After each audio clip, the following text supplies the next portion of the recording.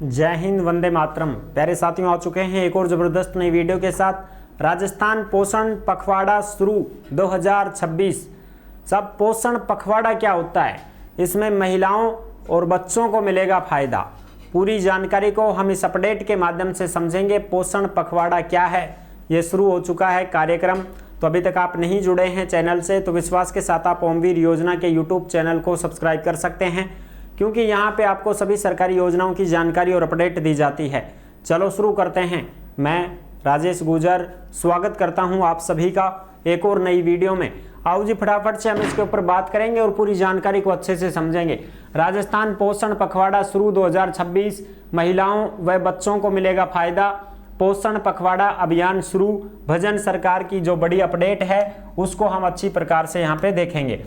जो भी अपडेट आती है सीधी की सीधी ओमवीर योजना के टेलीग्राम के ऊपर डाल दी जाती है, इसलिए आप सभी साथी टेलीग्राम को जरूर ज्वाइन करें।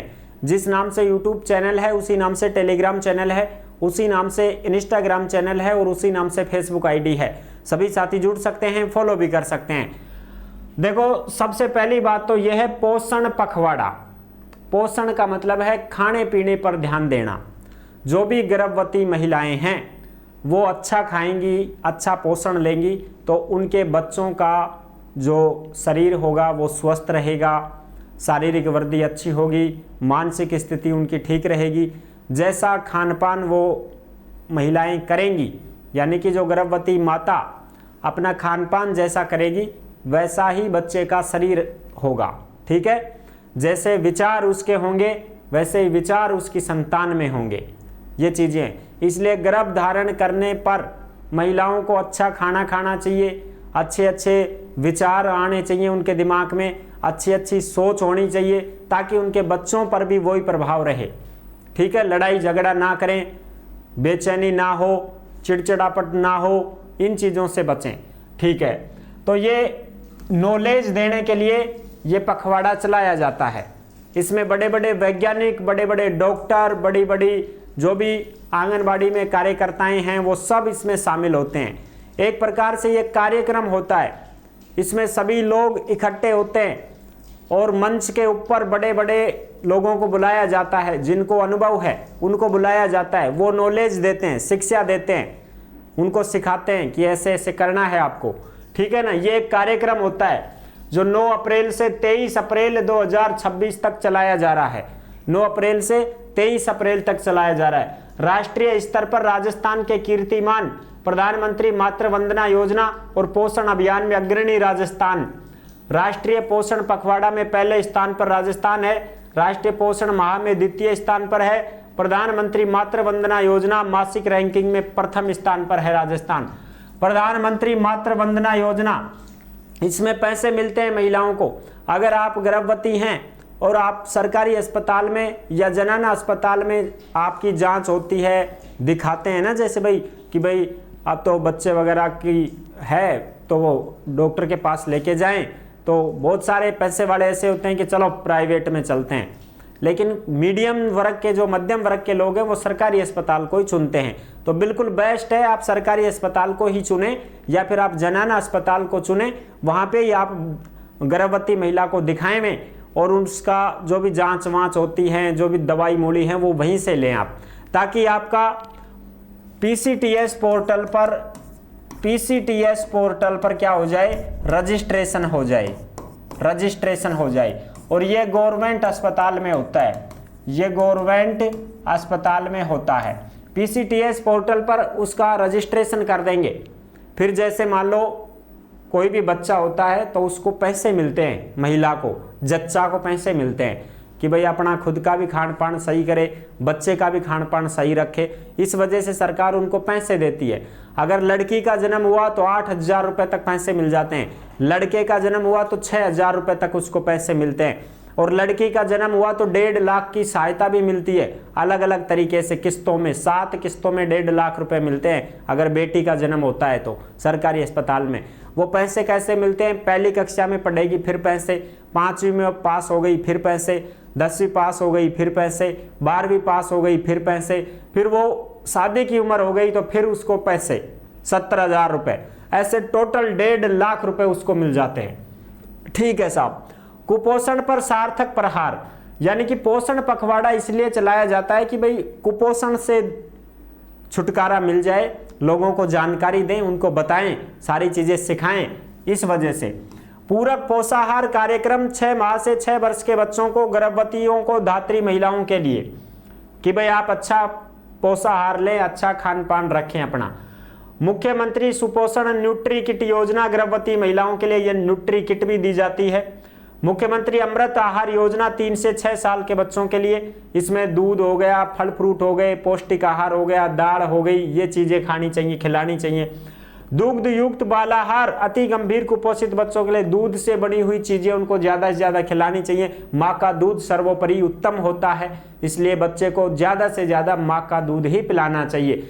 या आजकल की क्या होती है कि महिलाओं में खून की कमी आ जाती है, महिलाओं के अंदर कमजोरी आ जाती है, इस वजह से दूध ना बनने की वजह से वो क्या करती हैं, बच्चों को डेयरी का दूध पिला देती हैं, भैंस का दूध पिला देती हैं, गाय का पिला देती हैं, बकरी का पिला देती हैं। ये गलत है। उस बच्चे की शारीरिक वृद्धि नहीं हो पाएगी, उसका दिमाग अच्छा नहीं रह पाएगा, इसलिए अधिक से अधिक अपनी माँ का दूध ही बच्चे को पिलाना चाहिए, ताकि वो अच्छी जो है उसकी मानसिक स्थिति भी ठीक रहेगी, शारीरिक रूप से भी फिट रहेगा, फिजिकल भी ठीक रहेगा।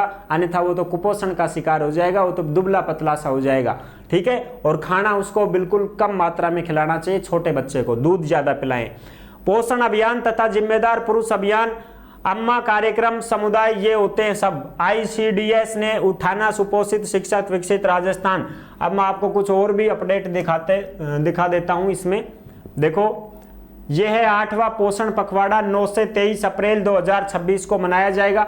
ठीक है, माँ और बच्चे का इसमें ध्यान रखा जाता है, इन्हीं के ऊपर ये बातें होती है। इसमें मिलता कुछ नहीं है भाई, तुम ये सोचो कि साहब कि मिलेगो के कि बांटेगा के किम बिना आंगनबाड़ी में जाओ, मुरमुरिया लिया हो, कसार लिया हो, पंजीरी लिया हो, और तो क्या मिलेगो।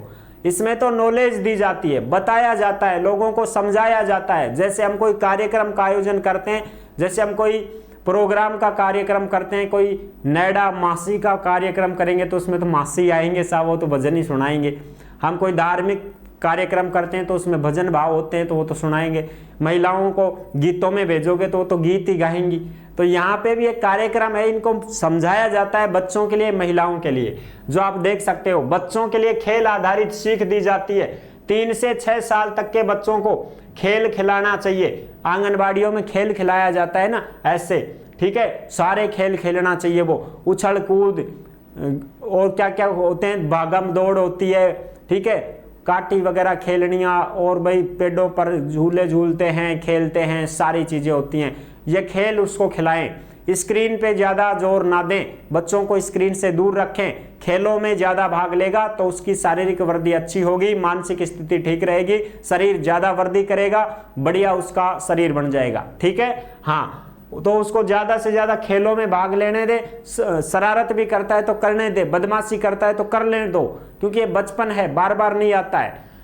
स्क्रीन टाइम को कम करना, साइकिल चलाएगा, खेल खेलेगा, भागा दौड़ी करेगा, बच्चों की मंडली में रहेगा, गुटबाजी में रहेगा, रहने दो, बचपन है, अभी बचपन है। वो 10 साल की 12 साल की उम्र है, तब तक उसको खेलने दो, खुला खाओ, आराम से खुले खाओ और खुले खेलो। स्क्रीन टाइम को कम करो, मोबाइल पर ध्यान नहीं होना चाहिए।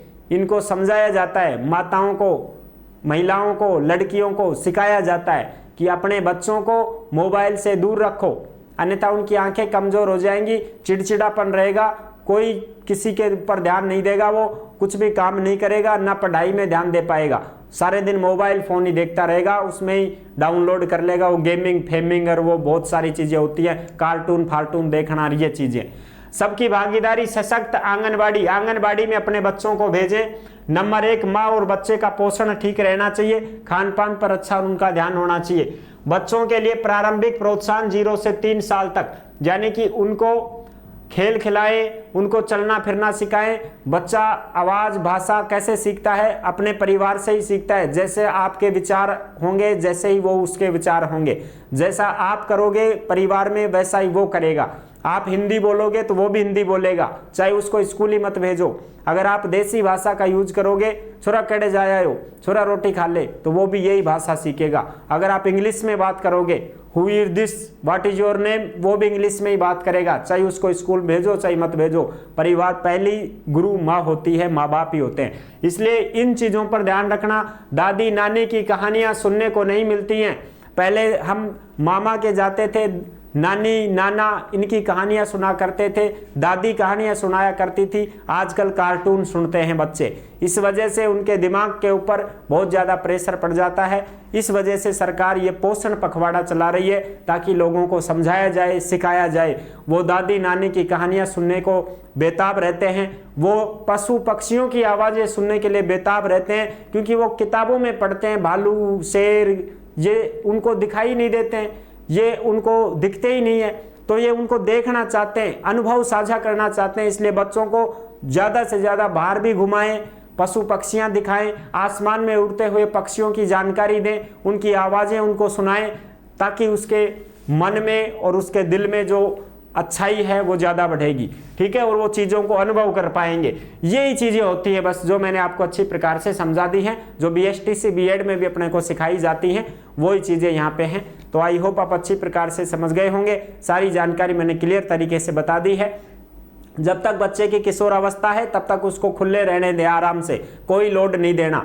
जैसे ही वो किशोर अवस्था में आता है तब उस पर कंट्रोल करना शुरू कर देवें, ताकि वो गलत संगति में ना जावे और अपनी जो स्थिति है उससे भटक ना जाए। बस बाकी यही चीज़ होती है इसमें, बस ठीक है ना। बाकी इसमें कोई वो नहीं मिलता कि भाई कोई इनाम मिलेगी, कोई पैसा मिलेगा, कुछ लाभ मिलेगा, ऐसा कुछ भी नहीं है। इसमें बस नॉलेज दी जाती है, लोगों को बताया जाता है कि कैसे क्या करना है। Okay right. हाँ, अब जो साथी ऐसे हैं जो भर्तियों की जानकारी पाना चाहते हैं, वो ओमवीर रोजगार के YouTube चैनल से जुड़ सकते हैं। यहाँ पे आपको सभी भर्तियों की जानकारी और अपडेट दी जाती है। धन्यवाद। नेक्स्ट वीडियो में मिलेंगे नई अपडेट के साथ। तब तक के लिए सभी प्यारे साथियों को जय हिंद, जय भारत।